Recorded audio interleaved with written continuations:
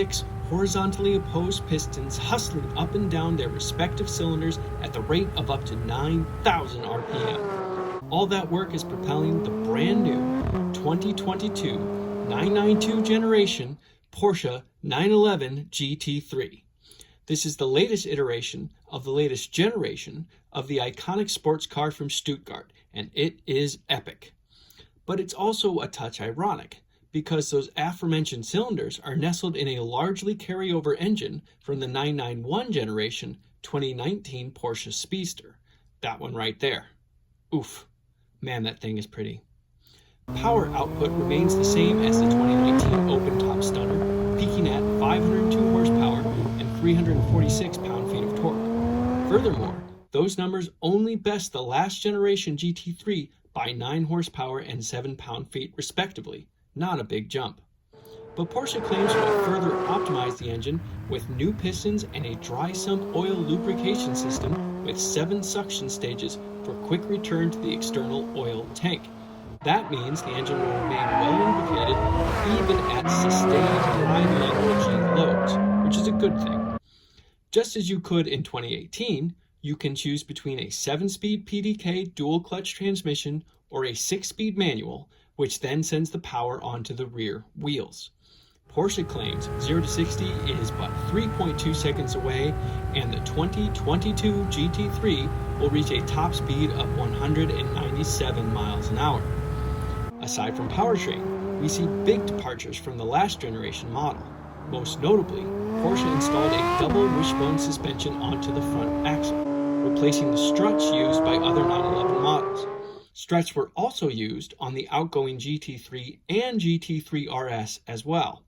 This layout was plucked from the 911 RSR race car, which is Porsche's weapon to compete in the GTE Pro class at Le Mans and the GTLM class in IMSA racing here in the States. This change also increases the front track by 1.9 inches and provides more precise and direct steering, as well as improved cornering stability and mid-corner control on broken pavement, Porsche says. The rear suspension layout remains a multi-link setup, but Porsche did replace more bushings with ball joints, which reduces play and speeds up responses. More ball joints are used in front, too.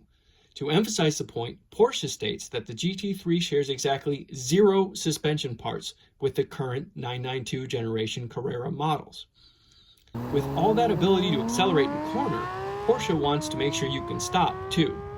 Standard brake discs increased by more than an inch in size, now measuring 16.1 inches in front. Rear brake size holds steady to the outgoing model at 15 inches even.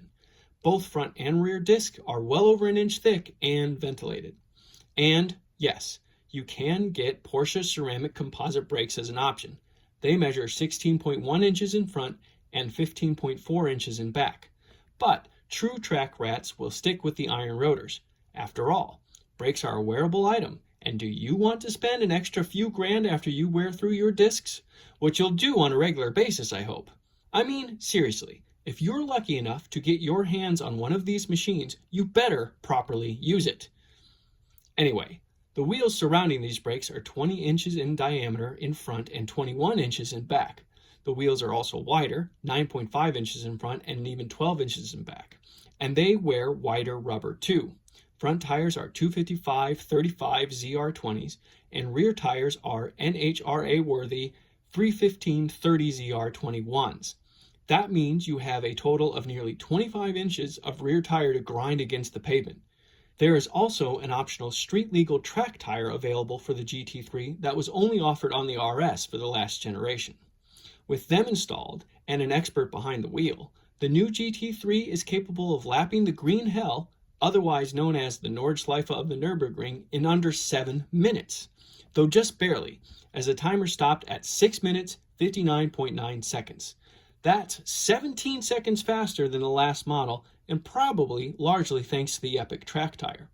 But the body helped too, as it includes functional, downforce generating aerodynamics like an adjustable front spoiler lip and diffuser, side skirts to improve airflow around the wheels, a large rear diffuser, and a massive, also adjustable, rear wing. When set to maximum positions, Porsche claims that maximum downforce increases 1.5 times. Furthermore, while the 992 generation GT3 is bigger, Porsche claims it weighs, and I'm quoting here, almost virtually the same. That is thanks to extensive use of lightweight materials. Porsche uses carbon fiber reinforced plastic to build the hood, rear wing, and fixed rear spoiler. And lightweight noise-insulated glass is used for all of the windows. Inside, the steering wheel is a multi-function sports wheel, and the seats are what Porsche calls four-way adjustable sports seats plus, or you can optionally choose 18-way adjustable sports seats, or 26-pound lighter carbon fiber buckets. And whether you choose the manual or the PDK, you get a manual-style gear lever in the lower center console, which is neat. But paddle shifters are there as well. The 2022 Porsche 911 GT3 is expected to make it to the US in the fall of 2021. As that date approaches, Porsche will share more details, such as the retail price. And I'll be sure to share once I learn more, and hopefully also tell you what it's like to drive. Until then, thank you for watching.